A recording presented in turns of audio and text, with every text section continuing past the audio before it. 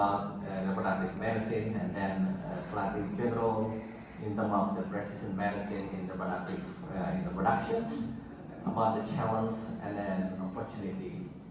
First of all, I'd like to say that I have no conflict of interest. And then we know that I think all of us strongly believe right now that the future of healthcare right now will be dominated by the role of precision medicines. And then if you look the definition of precision medicine actually presenting the ability for us as a clinician to sub-classify our patients for have different susceptibility suffering from the disease. I think our colleague from the Gyneo is quite popular, famous, well known, recognized about how was Angelina Jolie in 2013. She was declared that she has a high risk to suffering from the breast cancer because of mutation in BRCA1 and 2. And then in the reproductions, precision medicines also I think offering us our patient to have better patient care and in the present unique challenge.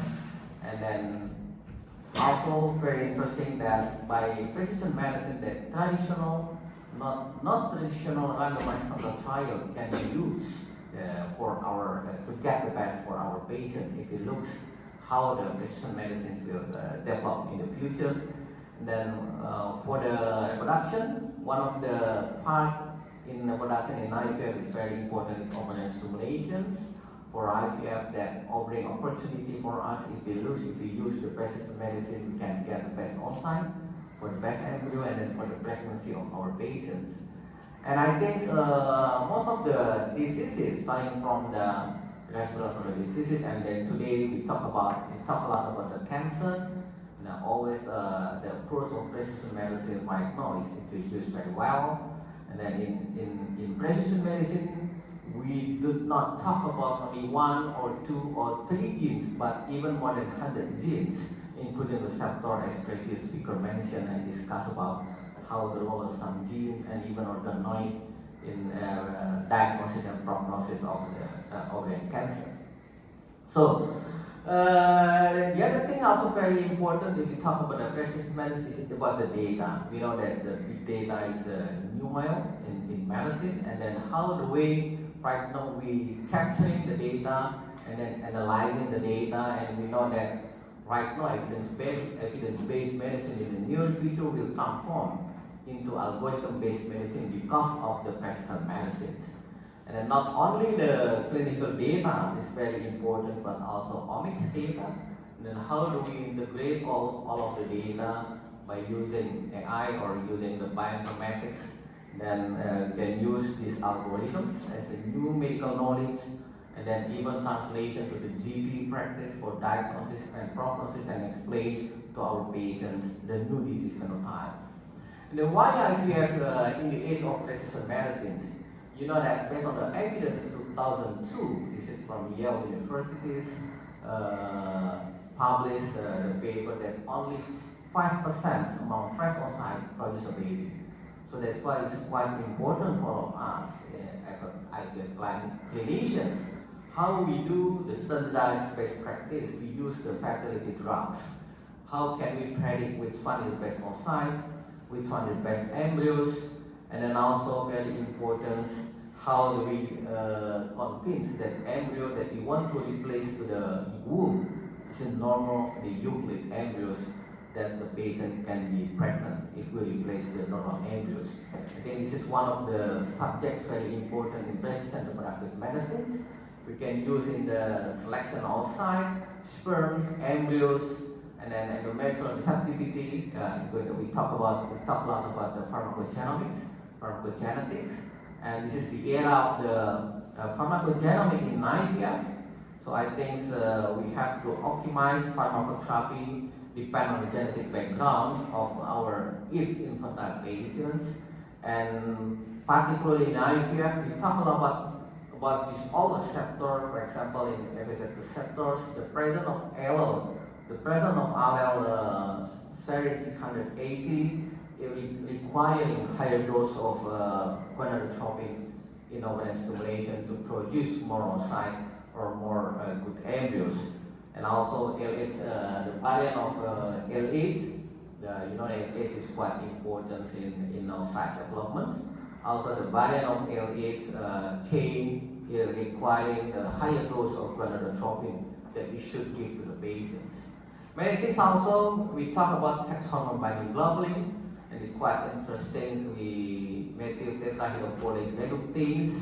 If there's a allele of CC, the presence of allele CC, less the drug we use for producing more oocytes. Also, we can predict some more prediction of ovarian hyperstimulation syndrome, which is what happened also in IVF. And if you look at clinicaltrial.gov, there's some studies in precision medicine has been completed, such as receptor polymorphism in IVF, and then also pure ovarian stimulation is just be completed. And then the last, I think, is quite important of how the algorithm in pharmacogenetics in designing control ovarian stimulation still not yet recruiting the clinical trial. And then this one already explained before how the role of FSH receptor is quite important.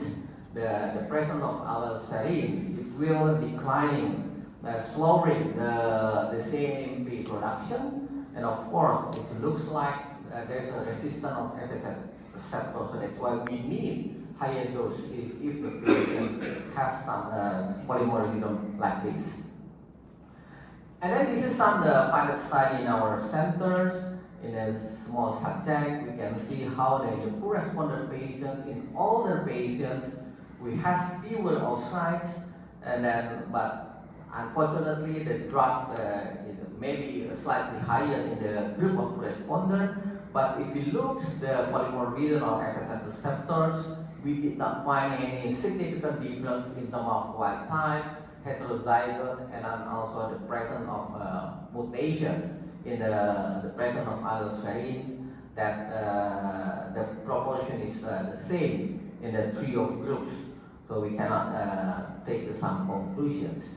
The other thing also is very important. We are trying to see how the expression of the FSH receptor in the gallbladder cells during the control of the stimulations, especially in the endometriosis patients. We know in IVF, if we have endometriosis patient, it will need the dosage of the drug. It will increasing higher doses. They need higher doses of the drug to get the more oocyte, to get a good embryo, a good oocyte and then embryos. And then we prove that there was a positive correlation between the dosage of the recombinant FSH with the expression of the FSH receptor in the gallbladder cell. So that's why in endometriosis patient we need higher dose of gonadotropin to improving expression of FSH receptors in the gallbladder cells. The latest study also in our group, we are trying to see how the genes take a very important role for PCOS patients. This is one of the anovulation patients.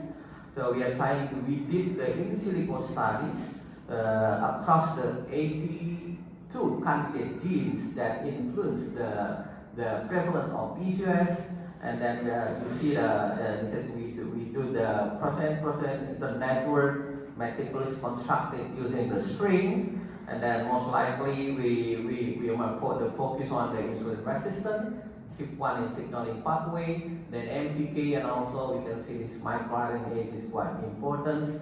And then our studies see that by in silico study, we can see this is a MPK systems, the serve as the cellular energy monitor that is activated by increasing MP is quite important during metabolic stressors like glucose and oxygen deprivation. That's very important. The function of insulin in PCOS patients. That in PCOS patients, the patient suffering from insulin resistance. So this happened leading to the anovulation. So this study, I think the cluster focusing on ovarian steroidogenesis, cancer development, and also metabolic process. You can see here is quite important as well. Is anti-hormone This one is a follicle stimulating hormone. Is quite related with the prevalence of the PCOS, especially for the ovulatory dysfunctions. Other than the pharmacogenomics, also very important, the pharmacoepigenomics. Of course, in the gynecology is quite relevant. How the methylation, one of the most important mechanisms that can influence the expression of genes. They can silence or maybe overexpressions. And then also this one, epigenetics modified by microRNA molecule is quite important. Non-coding RNA that can affect the expression of targeted genes, final regulation of targeted messenger RNA or inhibition or translations. In the production, as I talked before, that it's very important how the big data and then the use of AI. This morning, Professor Maheskulani talked very well. And then how we use the AI and machine learning, supervised or non-supervised machine learning. And then this is in the production, we use the data and then AI for the clinical decision system. And then very important to select the best sperm, the best oocyte, the best embryos before we replace the womb. That's why this one again is very important. The data collection and then data monitoring, data analysis.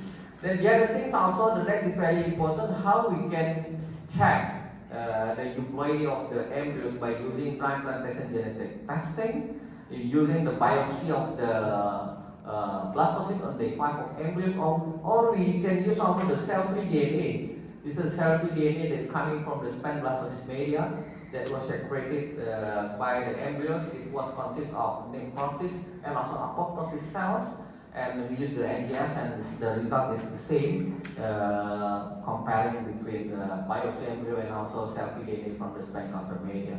And the last, how the precision medicine in the endometrial receptivity. We can use both messenger RNA or microRNA, even 100 for predicting where's the status in the endometrium is window on implantation, or they are pre-receptive or post-receptive. This is for example, to patients that we did the endometrial biopsy. It's not influenced, affected by the thickness of endometrium. Even the thin endometrium, the 6 mm, can representing that endometrium was in the window of implantation. So this is also what we did in our center. We established the heartbeat data center, and then also the biobank. This is to enhance, to supporting the establishment of precision medicine in our center is quite important. Yeah, this one in the production again very important. This how the data, not only the clinical data but also the omics data. So improving the quality of services in IVF, particularly for the success rate. So as a take-home messages, we know that precision medicine, it looks very promising to increasing accuracy, safety, and efficacy in promoting preventive diagnosis and treatments approach in my field in the public medicine. In data again is very important. If you want to talk a lot about the precision medicine, and then still remains challenging, of course, because many black box in our areas in reproductive medicine, also in oncology. And the last, I think, confidence thinking, collaboration is very, very important. And I will acknowledge this is our team in Jakarta, in Indonesia. Okay.